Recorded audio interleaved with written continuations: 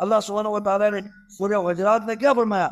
لقد رضی اللہ عن المؤمنین، اللہ تبارک و تعالیٰ کن مومنوں سے اللہ تبارک و تعالیٰ راضی ہو گئے. دیکھو اللہ تعالیٰ راضی ہو، یہ سرٹیفکیٹ ہے، یہ باقاعدہ ضمانت ہے. لقد رضی اللہ عن المؤمنین اذ یبایعونک تحت الشجر، ان تمام مومنین سے اللہ تعالیٰ راضی ہو گئے جب وہ آپ کے ساتھ بیعت کر رہے تھے تحت الشجرہ، اس درخت کے نیچے. درخت کے نیچے جو بیعت کرنے والے سب کے اوپر اللہ تعالیٰ راضی ہو گئے.